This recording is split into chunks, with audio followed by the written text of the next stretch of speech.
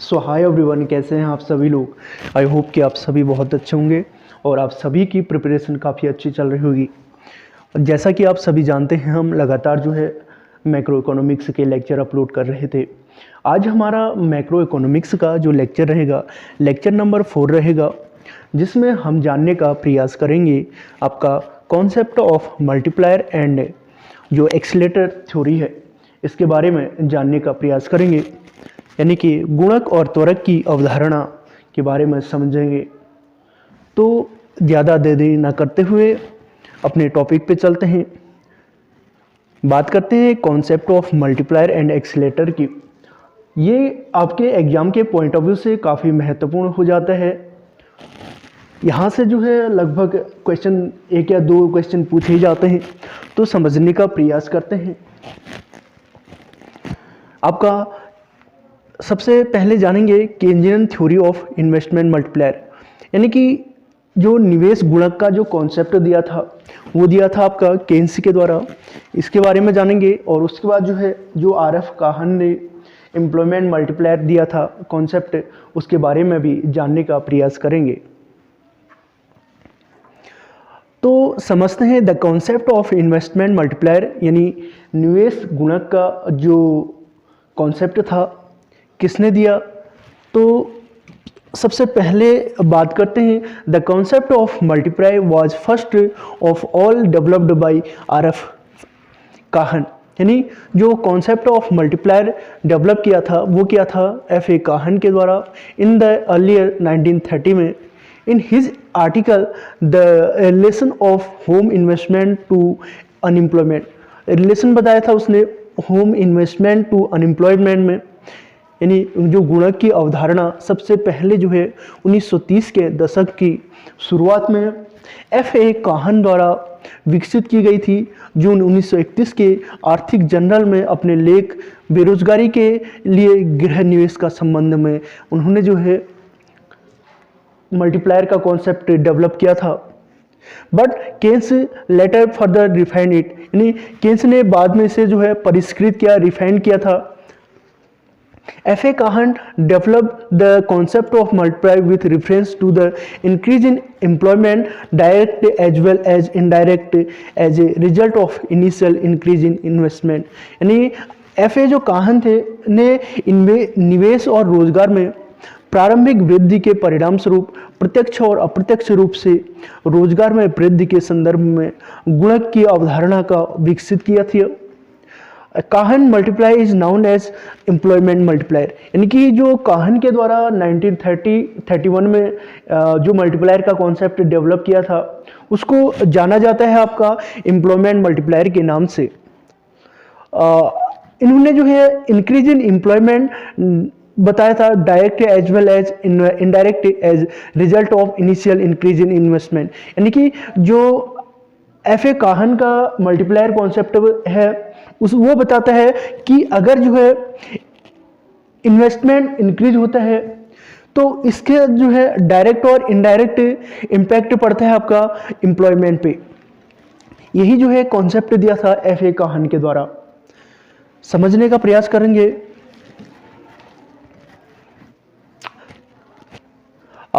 Keynes, however, propounded the concept of a multiplier with reference to the increase in total income, direct as well as indirect, as a result of original increase in investment।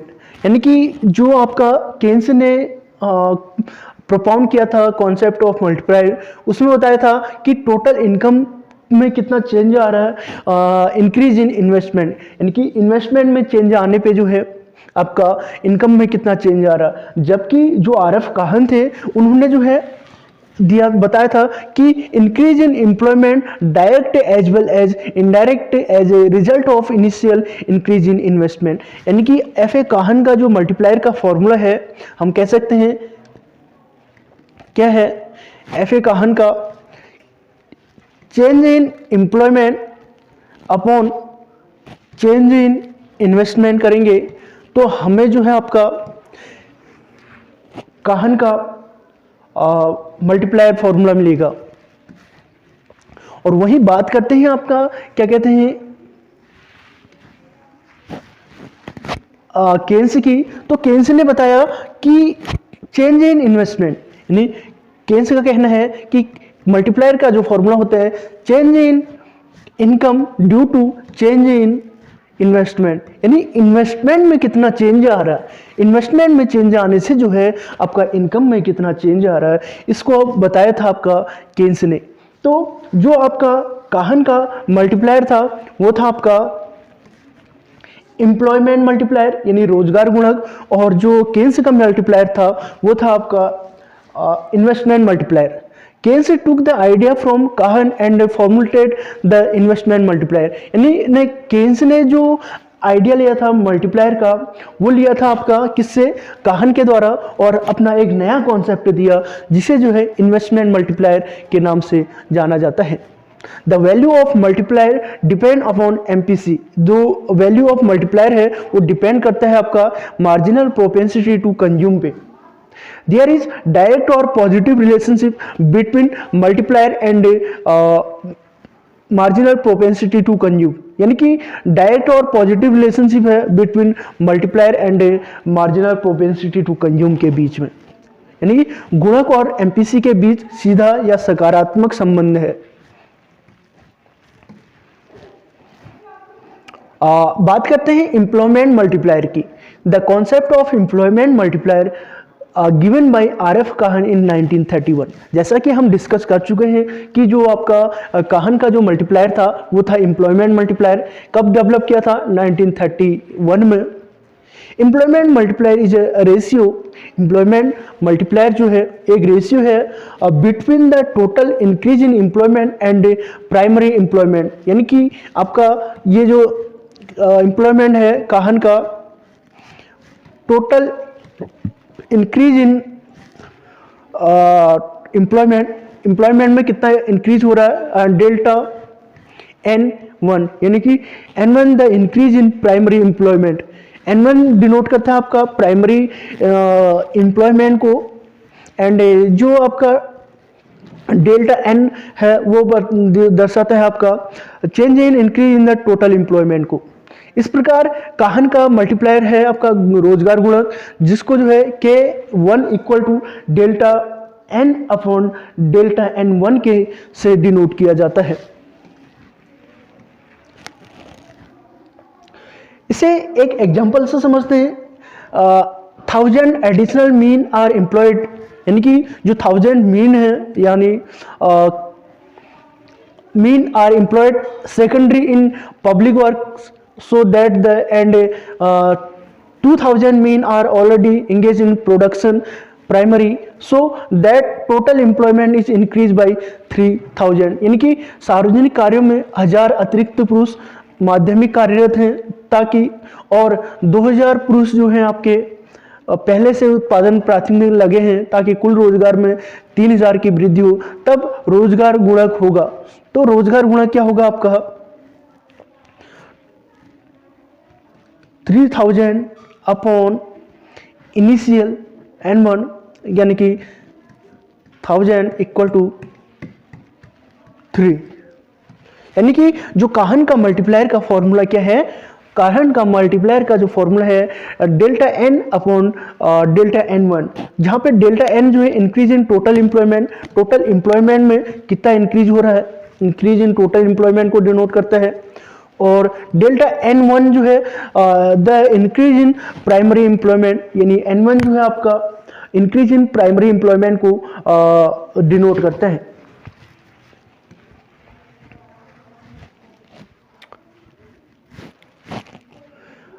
तो इसमें जो है जो initial employment था वो था 1000, initial additional example 1000 additional men are employed secondary in a public works, so that the in and 2000 men were already engaged in production primarily, so that total employment is increased by 10,000, यानी कि total increase कितना हो रहा है 3000 के बराबर, और initial जो एम्प्लॉयमेंट था वो कितना था 1000। तो केन्स का मल्टीप्लायर का फॉर्मूला क्या होता है, K equal to delta N upon delta N1, ये जो है आपका काहन का मल्टीप्लायर का फॉर्मूला है। तो जो मल्टीप्लायर होगी, मल्टीप्लायर की वैल्यू 3 के बराबर होगी। उसके बाद अगला है केन्जियन मल्टीप्लायर, केन्जियन का गुणक। Keynesian multiplier is known as investment और इनकम मल्टीप्लायर। जो केन्ज का मल्टीप्लायर है वो जाना जाता है आपका इन्वेस्टमेंट और इनकम मल्टीप्लायर के नाम से। पूछा जा सकता है आपसे कि इनकम मल्टीप्लायर और इन्वेस्टमेंट मल्टीप्लायर का जो कॉन्सेप्ट है वो किसके द्वारा दिया गया है। तो इनकम और इन्वेस्टमेंट मल्टीप्लायर का जो कॉन्सेप्ट है वो दिया है आपका केन्स के द्वारा। The essence of multiplier is that total increase in income output और employment is manifold the original increase in investment. यानी गुणक का सार यह है कि आय, उत्पादन और रोजगार में कुल वृद्धि निवेश में मूल वृद्धि से कई गुना अधिक वृद्धि है।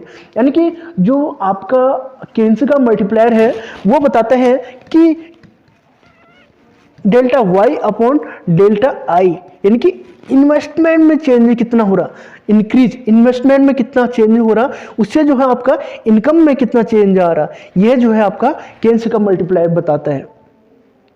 The essence of multiplier is that total increase in income output और एम्प्लॉयमेंट। इनकम में कितना इंक्रीज हो रहा, आउटपुट में कितना इंक्रीज हो रहा और एम्प्लॉयमेंट में कितना चेंज हो रहा, is manifold the original increase in investment. यानी इन्वेस्टमेंट के थ्रू जो है आपका आउटपुट, इनकम और जो है आपका टोटल एम्प्लॉयमेंट कितना इंक्रीज हो रहा है, यह बता रहा है आपका केन्स का मल्टीप्लायर। जहां पे जो है के क्या स्टैंड करता है, फॉर मल्टीप्लायर, के स्टैंड है for multiply, and delta I stand for increase in investment. जो डेल्टा आई है वो इंक्रीज इन इन्वेस्टमेंट को डिनोट करता है, and delta Y stand for the increase in income. Delta Y जो है stand करता है for the increase in income को। And if as a result of the investment, यानी कि as a result of the investment of RS 100 crore, the national income increase by 300 crore, multiply is equal to 3। यानी कि इसमें दे रखा है कि as a result of investment कितना है, 100 करोड़ है, तो नेशनल इनकम कितना इंक्रीज हो रहा, 300 करोड़ के बराबर। तो आपका जो मल्टीप्लायर की वैल्यू होगी कितनी होगी, 3 के बराबर होगी। यानी कि अगर जो है 100 से जो है इन्वेस्टमेंट इंक्रीज हो रहा तो उससे जो है इनकम कितने से इंक्रीज हो रहा, मल्टीप्लायर 3 से हो रहा, यानी कि जो मल्टीप्लायर की वैल्यू होगी इक्वल टू 3 के बराबर होगा। यही बताता है आपका केन्स का मल्टीप्लायर। एंड केन्स का जो मल्टीप्लायर का फॉर्मूला निकालने का जो दूसरा फॉर्मूला होता है, के इक्वल टू 1/1 माइनस MPC। यानी MPC जो है इससे, इस फॉर्मूले से भी हम जो है मल्टीप्लायर को कैलकुलेट कर सकते हैं। और उसके बाद k इक्वल टू 1/MPS, इससे भी जो है आप क्या कहते हैं मल्टीप्लायर को कैलकुलेट कर सकते हैं। द साइज और value of multiplier, the size और value of multiplier can be calculated using either the value of marginal propensity to consume और the value of marginal propensity to save. यानी कि आपका जो मल्टीप्लायर का साइज और value depend करती है, वो किस पे डिपेंड करती है, मार्जिनल प्रोपेंसिटी टू कंज्यूम पे और मार्जिनल प्रोपेंसिटी टू सेव पे। इस पे ही जो है value of multiplier and size of multiplier जो है वो डिपेंड करती है या कैलकुलेट किया जाता है। When marginal propensity to consume is 0.8, जब जो है मार्जिनल प्रोपेंसिटी टू कंज्यूम दे रखा है आपका 0.8, 1/1 माइनस 0.8, तो मल्टीप्लायर की वैल्यू कितनी हो जाएगी, 5 के बराबर। मार्जिनल प्रोपेंसिटी टू सेव कितना हो जाएगा आपका 0.2, the multiplier will be 5। Multiplier की वैल्यू कितनी आएगी, 5 के बराबर। If marginal propensity to consume is 0.75, अगर जो है आपको मार्जिनल प्रोपेंसिटी टू कंज्यूम 0.75 दे रखा है तो marginal propensity to save will be 0.25 and multiplier की जो वैल्यू हो जाएगी कितनी हो जाएगी, 4 के बराबर हो जाएगी।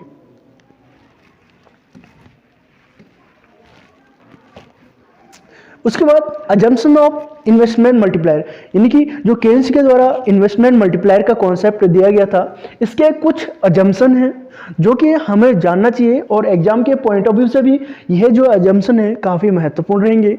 There is change in autonomous investment and induced investment is absent, यानी इसमें क्या होता है, स्वायत्त निवेश यानी ऑटोनोमस इन्वेस्टमेंट में परिवर्तन होता है और प्रेरित निवेश को नहीं किया जाता है। Investment and induced investment is absent, जो इंड्यूस्ड इन्वेस्टमेंट होता है वो क्या होता है, अब्सेंट होता है, और ऑटोनोमस इन्वेस्टमेंट को जो है चेंज किया जाता है। द एमपीसी इज कांस्टेंट, और जो मार्जिनल प्रोपेंसिटी टू कंज्यूम होता है उसको कांस्टेंट अज्यूम करके चलते हैं। Consumption is a function of current income, Keynes का कहना है कि जो कंजप्शन होता है वो फंक्शन है आपका करंट इनकम का। There is no time lag in multiplier process, यानी कि मल्टीप्लायर प्रोसेस में जो है कोई टाइम लैग नहीं है, अर्थात इन्वेस्टमेंट में जैसे इन्वेस्टमेंट में चेंज होता है वैसे ही जो है वो इनकम में चेंज हो जाता है, और जैसे इनकम में चेंज होता है वो इन्वेस्टमेंट में चेंज हो जाता है।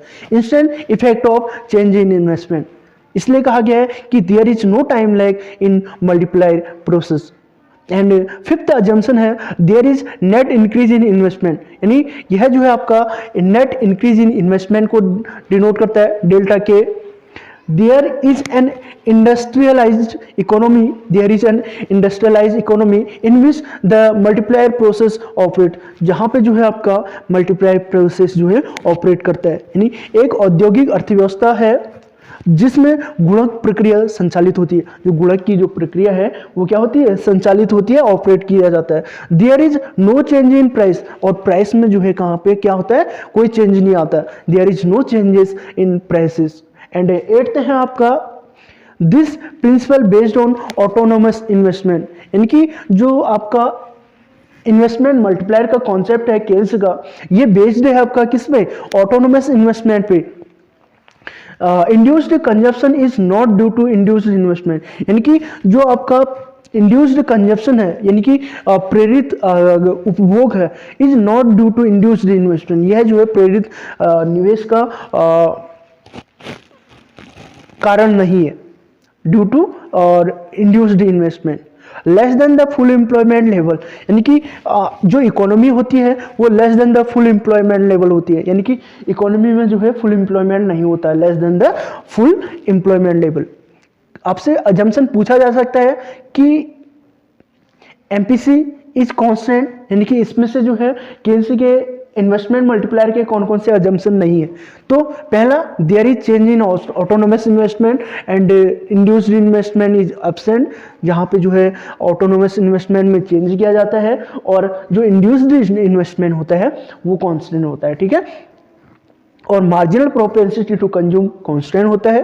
Consumption is a function of current income and there is no time lag in multiplier process, और मल्टीप्लायर प्रोसेस में जो है कोई टाइम लैग नहीं है।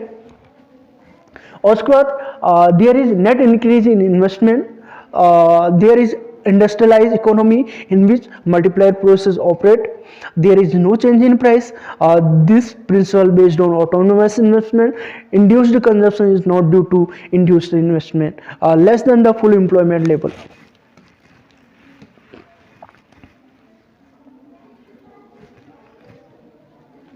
उसके बाद अगला जो अजम्पशन है, no government interference in the economy. Keynes के जो इन्वेस्टमेंट मल्टीप्लायर का कॉन्सेप्ट है उसमें यह माना अज्यूम किया गया कि गवर्नमेंट का कोई इंटरफेरेंस नहीं होगा इकोनॉमी के अंदर, अर्थव्यवस्था में कोई सरकारी हस्तक्षेप नहीं होगा। कंटिन्यू इन्वेस्टमेंट, जो इन्वेस्टमेंट होगा वो निरंतर होता रहेगा, निवेश जारी रखें। Surplus capacity is consumer good industry, जो सरप्लस कैपेसिटी होता है वो कंज्यूमर गुड इंडस्ट्री में होता है, यानी उपभोक्ता वस्तु उद्योग में अधिशेष होता है। जो आपका उपभोक्ता वस्तुएं होती है, कंज्यूमर गुड होती है, उसमें जो है आपका सरप्लस कैपेसिटी होते हैं इन इंडस्ट्री यानी उद्योग के अंतर्गत। वैन एमपीसी इज जीरो, जहाँ पे जो है marginal propensity to consume is zero होती है, तो MPS is 1 and K is also 1, जहाँ पे आपका जो है मार्जिनल प्रोपेंसिटी टू कंज्यूम की वैल्यू जो है इक्वल टू जीरो होती है, वहाँ पे क्या होता है, वहां पे क्या होता है आपका MPS इक्वल टू 1 के बराबर होती है और जो मल्टीप्लायर होता है उसकी वैल्यू भी 1 के बराबर होती है। पूछा जा सकता है when MPC equal to 0 then multiplier value will be, तो मल्टीप्लायर की जो वैल्यू होगी क्या होगी, 1 के बराबर होगी। व्हेन MPC इज 1, जब जो है मार्जिनल प्रोपेंसिटी टू कंज्यूम कितनी होगी, 1 के बराबर होगी, तो आपका जो MPS होगी, MPS की वैल्यू कितनी होगी, इन्फिनिटी होगी। MPS की वैल्यू 0 एंड इन्वेस्टमेंट यानी मल्टीप्लायर की वैल्यू क्या होगी, इन्फिनिटी होगी। इस प्रकार से पूछा जा सकता है कि MPC इक्वल टू 1 तो marginal propensity to save equal to 0 and जो आपका मल्टीप्लायर की वैल्यू होगी, मल्टीप्लायर की वैल्यू क्या होगी, K is infinity. Value of MPC and MPS can vary from 0 to 1, यानी कि आपका value marginal propensity to consume and marginal propensity to save की जो वैल्यू है वो वेरी करती है फ्रॉम 0 to 1 के बीच में। Value of K can vary from 1 to infinity, यानी कि जो वैल्यू कैपिटल की या मल्टीप्लायर की वैल्यू जो वेरी करती है 1 से इन्फिनिटी के बीच में वेरी करती है।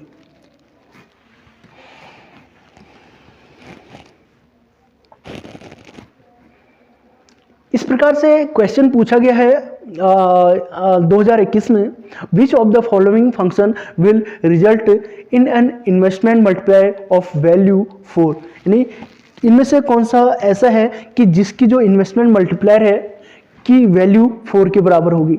तो यहाँ पे जो है मार्जिनल प्रोपेंसिटी टू कंज्यूम दे रखा है, मार्जिनल प्रोपेंसिटी टू कंज्यूम दे रखा है, MPC दे रखा है, ये जो है आपका MPS दे रखा है, यहाँ पे ये जो है इन्वेस्टमेंट दे रखा है। तो हमें जो है पता है कि MPC प्लस MPS की वैल्यू कितनी होती है, 1 के बराबर होती है।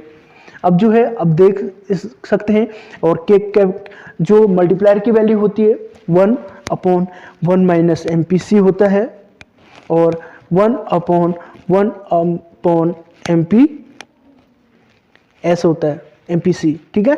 तो यहाँ पे देख लेते हैं कि MPC देखा है 1 फर्स्ट में 1 माइनस 0.25, तो यहाँ पे 1/0.75 आएगा, 0075, 25 चक्को 100/75, 4/3 आ रहा है जो कि A तो नहीं होगा, तो इसमें से या तो B राइट आंसर हो सकता है या D आंसर हो सकता है। अब B के बारे में देखते हैं, B में क्या दे रखा है, marginal propensity to consume 75, 1 minus 0.75, तो आएगा आपका 0.25100, यानी कि जो मल्टीप्लायर की वैल्यू आएगी 4 के बराबर 1 4, एक तो इसमें आ रही है और उसके बाद 1/0.25, यानी इसका जो राइट आंसर होगा वो होगा B और C, यानी थर्ड ऑप्शन।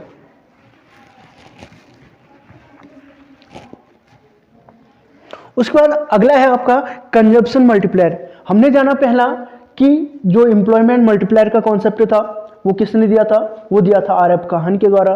कब दिया गया था, 1931 में, 30 में। और उसके बाद इन्वेस्टमेंट मल्टीप्लायर की बात करें, इन्वेस्टमेंट मल्टीप्लायर का जो कॉन्सेप्ट था वो जेम केन्सी के द्वारा दिया गया था, जिसमें बताया गया था कि इन्वेस्टमेंट में चेंज होने से जो है इनकम में कितना चेंज आएगा। अभी जो दूसरा जो कॉन्सेप्ट है वो है कंजप्शन मल्टीप्लायर, यानी उपभोग गुणक। कंजप्शन मल्टीप्लायर अगला कॉन्सेप्ट है। Consumption multiplier as initiated by doctor PR Brahmananda and professor CN Vakil, यानी कि डॉक्टर PR ब्रह्मानंद और प्रोफेसर CN वकील ने उपभोग गुणक का सिद्धांत दिया था। उपभोग गुणक यानी जो आपका कंजम्पशन मल्टीप्लायर का कॉन्सेप्ट दिया था या इनिशिएटेड किया था, वो क्या था आपका ब्रह्मानंद और CN वकील के द्वारा। It is based on the concept of saving potential, यानी यह जो है बेस्ड है on the concept of saving potential developed by professor R Nurkse in his famous book capital formation in underdeveloped country. ये question पूछा जा सकता है कि capital formation in underdeveloped country book किसके द्वारा लिखी गई है, तो यह जो है रेगनर नरकसे के द्वारा डेवलप किया गया है। जो कंजप्शन मल्टीप्लायर का कॉन्सेप्ट दिया था वो दिया था आपका पीआर ब्रह्मानंद एंड सीएन वकील के द्वारा, जो बेस्ड है on the concept of saving potential पर, यानी कि जो डेवलप किया था सेविंग पोटेंशियल को किसने डेवलप किया था, वो किया था प्रोफेसर नरकसे ने। उनकी बुक का नाम था capital formation in under developed countries, यानी कि अंडर डेवलप्ड जो कंट्री हैं उसमें जो है किस प्रकार से जो है कैपिटल का निर्माण किया जाए। यह प्रोफेसर नरकसे द्वारा अपनी प्रसिद्ध पुस्तक कैपिटल फॉर्मेशन इन अविकसित देशों में विकसित किया बचत क्षमता यानी सेविंग पोटेंशियल की अवधारणा पर आधारित है। कंजप्शन मल्टीप्लायर किस पे आधारित है, सेविंग पोटेंशियल पे यानी बचत क्षमता पे। It is their believe that if we really want to break the vicious circle of poverty, it is their believe, यह जो है बिलीव करते हैं that if we really want to break the vicious circle of poverty and generate a process of economic development, it is essential to make use of the saving potential of the subsistence and non organised sector in the economy. यह उनका विश्वास है कि यदि हम वास्तव में गरीबी के दुष्चक्र को तोड़ना चाहते हैं, यानी रेगनर नरकसे का कहना है कि यदि जो है हम वास्तव में गरीबी के दुष्चक्र को तोड़ना चाहते हैं और आर्थिक विकास की प्रक्रिया उत्पन्न करना चाहते हैं, आर्थिक विकास की जो प्रक्रिया है उसको उत्पन्न करना चाहते हैं, तो अर्थव्यवस्था में निर्वाह और असंगठित क्षेत्र की बचत क्षमता का उपयोग करना आवश्यक है। तो अर्थव्यवस्था में असंगठित और निर्वाह क्षेत्र की बचत की क्षमता का उपयोग करना आवश्यक हो जाता है। इसलिए कह रहे हैं रेगनर नरकसे क्या कह रहे हैं, it is their belief that we really want to break the vicious circle of poverty, we want to break vicious circle of poverty and generate a process of economic development, generate करना चाहते हैं process of economic development. It is essential to make use of the saving potential of the substance and non organised sector in the economy. According to them, there is 25 to 30% disguised unemployment in the rural sector of underdeveloped economy, यानी उनका कहना है कि अविकसित अर्थव्यवस्थाओं के ग्रामीण क्षेत्र में 25 से 30% जो जनसंख्या है वो प्रच्छन्न बेरोजगारी है। According to them, then there is 25 to 30% disguised unemployment in the rural sector of underdeveloped economies. The disguised unemployment constitute the saving potential, यानी जो आपका डिस्गाइज्ड अनएम्प्लॉयमेंट है वो बेस्ड है का गठन करती है बचत क्षमता पोटेंशियल सेविंग पोटेंशियल को कॉन्स्टिट्यूट करती है। The disguised unemployment constitute the saving potential.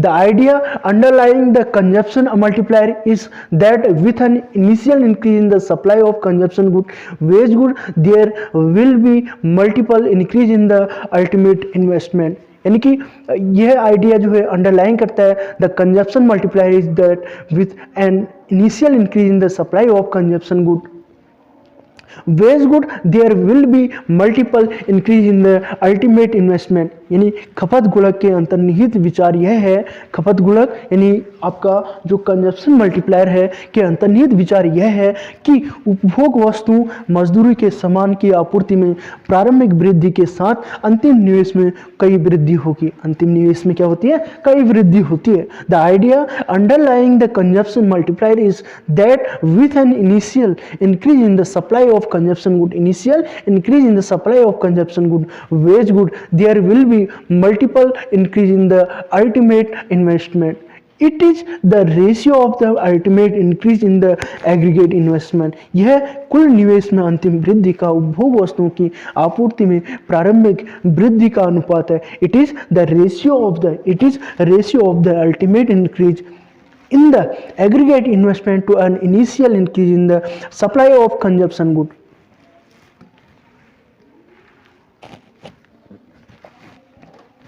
And उसके बाद गवर्नमेंट एक्सपेंडिचर मल्टीप्लायर, यानी कि जिसे जी मल्टीप्लायर के नाम से भी जाना जाता है। काफ़ी बार गवर्नमेंट एक्सपेंडिचर मल्टीप्लायर के बारे में भी क्वेश्चन बनता है, तो समझने का प्रयास करेंगे कि गवर्नमेंट का जो एक्सपेंडिचर मल्टीप्लायर है, यानी सार्वजनिक व्यय मल्टीप्लायर, जिसे जो है सार्वजनिक व्यय मल्टीप्लायर के नाम से भी जाना जाता है। The government expenditure multiplier is the ratio of change in income to change in government spending, यानी कि जो आपका गवर्नमेंट एक्सपेंडिचर मल्टीप्लायर है वो क्या बताता है कि change in income upon change in government expenditure, यानी कि गवर्नमेंट के एक्सपेंडिचर में कितना चेंज आ रहा है ड्यू टू इनकम चेंज, यानी कि इनकम में कितना चेंज आ रहा है ड्यू टू गवर्नमेंट एक्सपेंडिचर, यानी कि गवर्नमेंट के एक्सपेंडिचर में कितना चेंज आ रहा है उससे जो है इनकम कितना है इंक्रीज हो रहा है।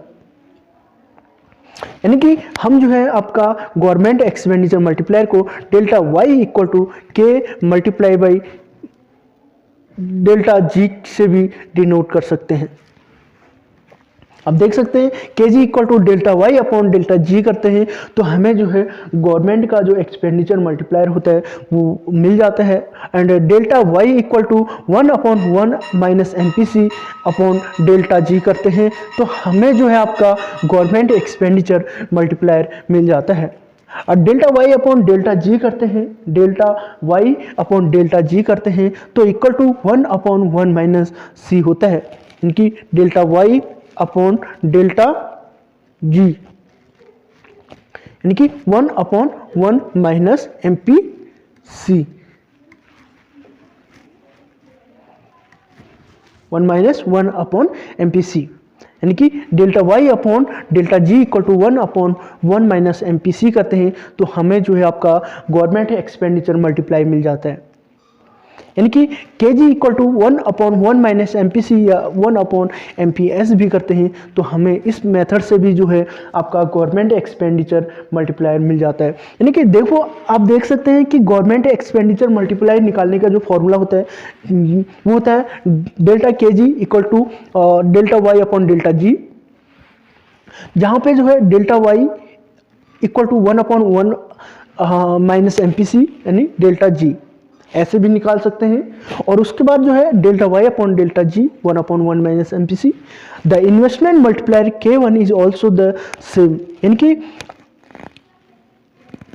आपका गवर्नमेंट एक्सपेंडिचर मल्टीप्लायर और इन्वेस्टमेंट मल्टीप्लायर वो जो है सेम है। यानी कि हम कह सकते हैं कि KI इक्वल टू KG, यानी गवर्नमेंट का एक्सपेंडिचर मल्टीप्लायर और केन्स का इन्वेस्टमेंट मल्टीप्लायर इक्वल है।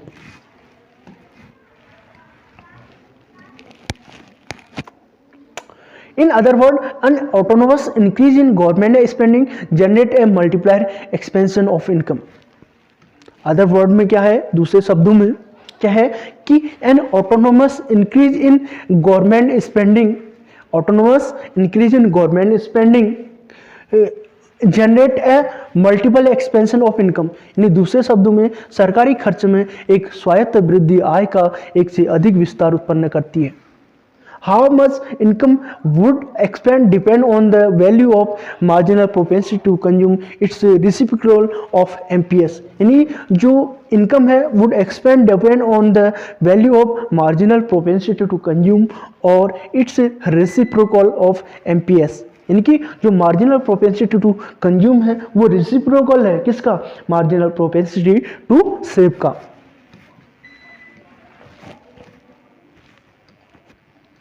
एंड इस प्रकार से आप देख सकते हैं जो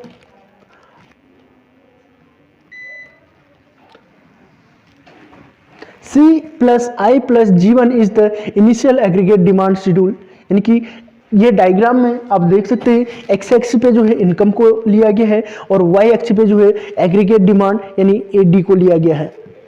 जो इनिशियल आपका इनकम लाइन है वो है आपका y equal to C plus S, यानी कि इनकम को जो है दो पार्ट में डिवाइड किया जाता है, या तो कंजप्शन किया जाता है, कंज्यूम किया जाता है, या सेव किया जाता है।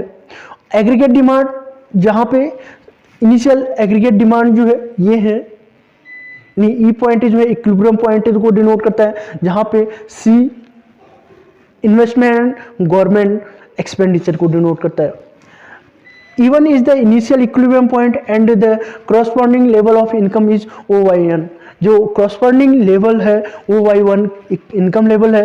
If the government plan to spend more, अगर गवर्नमेंट चाहती है कि अधिक से अधिक खर्चा करना चाहती है तो aggregate demand schedule would then shift to C plus I plus G2, इनकी तो उससे क्या होगा कि जो एग्रीगेट डिमांड होगी वो शिफ्ट करेगी अपवर्ड को, यानी E2 पे। Thus, as this line cuts the 45 line at E2, the new equilibrium level of income thus rise to OY2, an amount larger than the initial one. It is clear an increase in income is larger than the increase in government spending। यानी कि income में large change होता है increase in government spending से।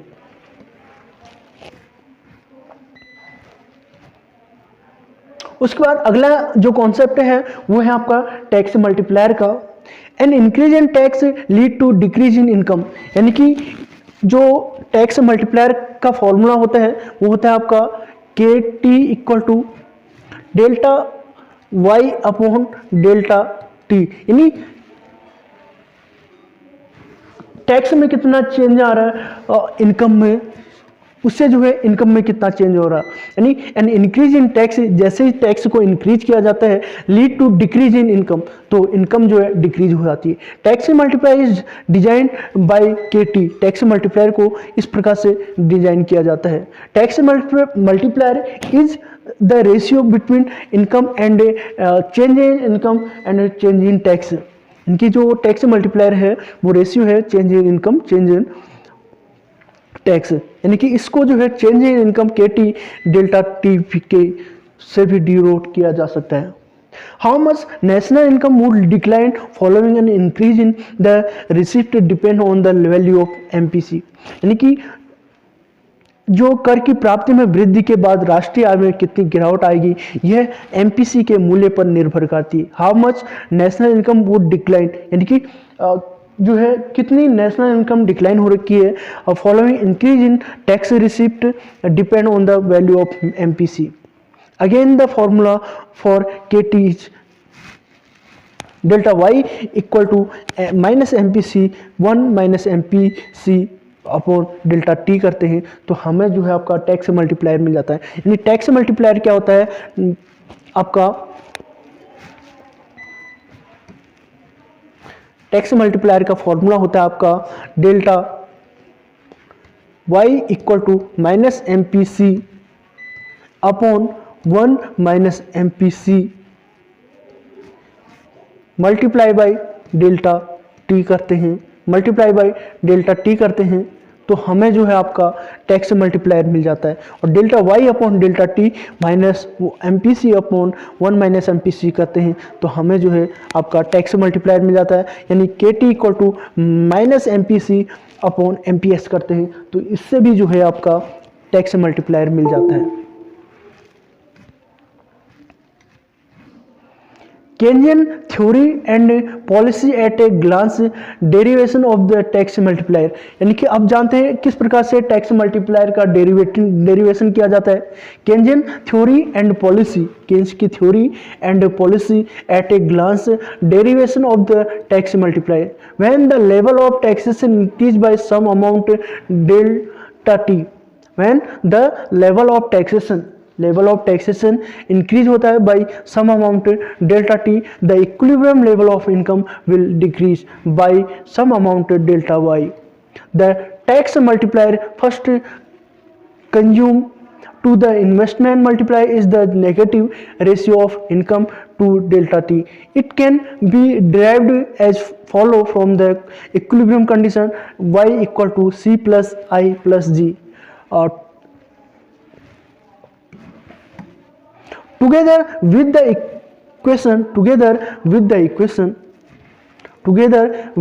equation define disposable after tax income yd equal to disposable income जो है आपका क्या होता है y minus t and the consumption equation as applied to disposable income यानी कि c equal to a plus byd. यहाँ पे yd क्या है y minus t. y किसमें होता है कंजप्शन इन्वेस्टमेंट और आपका government expenditure where C equal to A plus B Y D. C को जो है इस प्रकार से A plus B Y D इसमें डिनोट किया जाता है. वाई डी जो है वाई टी होता है. तो हम जो है इसकी वैल्यू पुट कर देंगे तो हमें जो है ये प्राप्त हो जाएगा. इस प्रकार ये प्राप्त होता है.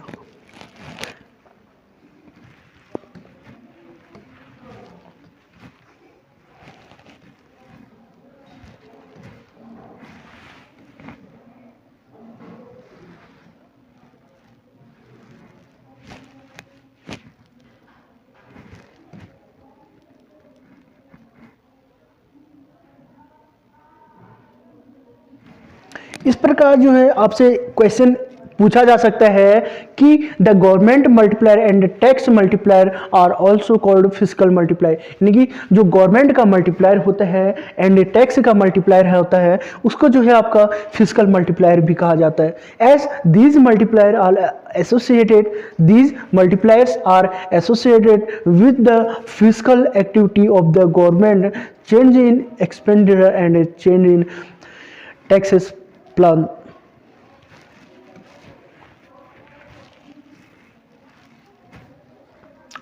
क्वेश्चन है a consumption function is economy is 0 c equal to 50 plus 0.8y and government impose 200 crore tax then the calculate change in income. Calculate करना है चेंज इन इनकम. तो इनकम इक्वल टू क्या होता है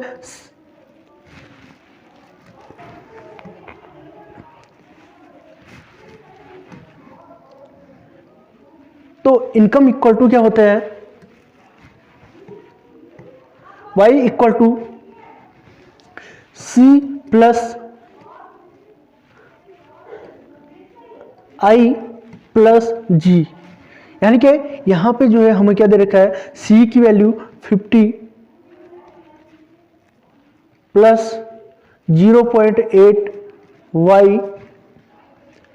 200 करोड़ टैक्स लिया जा रहा है. तो यहां पे जो है आपका t plus 0.8 200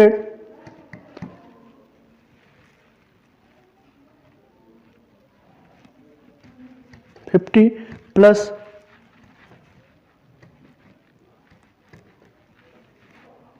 160. Income equal to हो गया आपका 210. ये जो है आपका राइट आंसर होगा. चेंज इन इनकम कितना आएगा 210. यानी कि जो आपका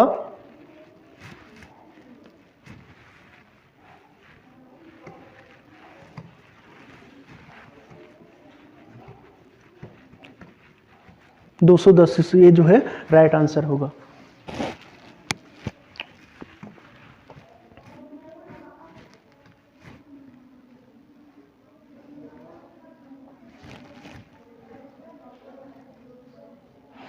उसके बाद अगला कॉन्सेप्ट है balance budget multiply. Now we will consider the combined effect of government spending and tax on national income in the light of balance budget. Now we will consider the combined effect of government spending and taxes on national income in the light of balanced budget. Balanced budget means change in government expenditure is exactly matched by change in taxes। यानी कि जो balance budget multiplier होता है, संतुलित budget का मतलब है कि सरकारी खर्च में बदलाव करों में बदलाव से बिल्कुल मेल खाता है। यानी कि जो सरकारी खर्च में बदलाव होता है वो करों में बदलाव से बिल्कुल मेल खाता है। If government expenditure and tax receipt increase, यानी कि अगर जो है गवर्नमेंट का expenditure and tax receipt increase होता है by the same amount, will national income और आउटपुट इंक्रीज और रिमेन द सेम। यदि सरकारी व्यय और कर प्राप्तियों में समान मात्रा में वृद्धि होती है तो क्या राष्ट्रीय आय उत्पादन बढ़ेगा या वही रहेगा। Classical economist believe that the a balance budget is neutral in the sense of that the level of output and income remain unchange. यानी जो शास्त्रीय अर्थशास्त्र का मानना था कि एक संतुलित बजट इस अर्थ में तटस्थ होता है कि उत्पादन या आय का स्तर अपरिवर्तित रहता है।